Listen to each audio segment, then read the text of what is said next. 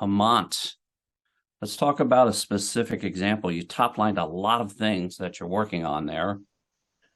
How about one program that you'd like to highlight that's really been a success for you all as you've moved on your journey? Sure, though. Thank you for that question. I would actually highlight the Hack DHS program. I think you have probably heard in news, other media, we have implemented this program actually started in 2021. And it's a bug bounty program that challenges vetted researchers to identify vulnerabilities within our systems before the bad guys do. And we've had some great amount of successes with this program over the last couple of years, and it really pushes kind of if you see something, say something out to the department's IT environment.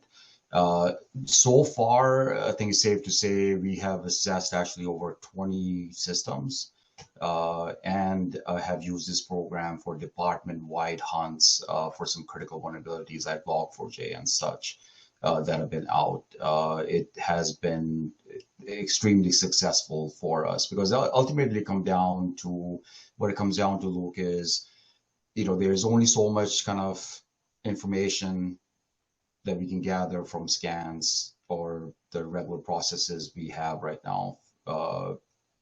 Getting these vetted researchers, these skilled, ethical hackers across the world, right? That really kind of puts another, tool in our tool belt to help secure the information. So there are a couple of vulnerabilities actually that I would like to talk about that we discovered, and I'll keep it at a high level, but just to give you an understanding of what these researchers were able to discover. So first one was actually that a vulnerability was found that allowed an attacker to change the target email address and content of a message within a system, which could potentially allow the attacker to send an email from a .gov address to anyone they wanted to.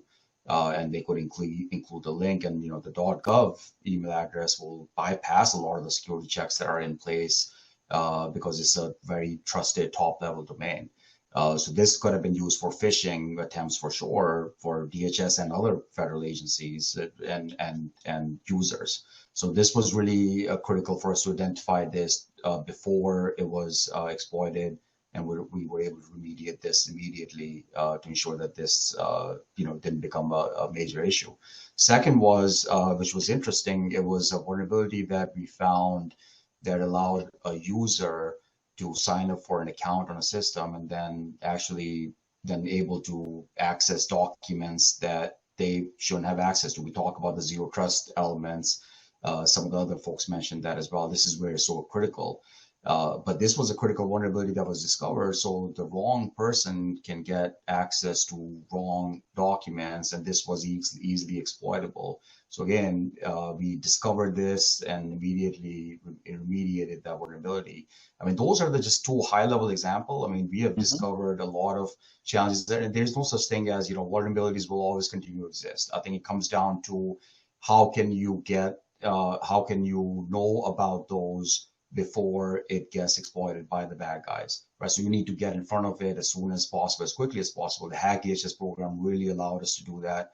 And we are continuing to expand on that, actually to include even systems with AI next year. So very excited about that.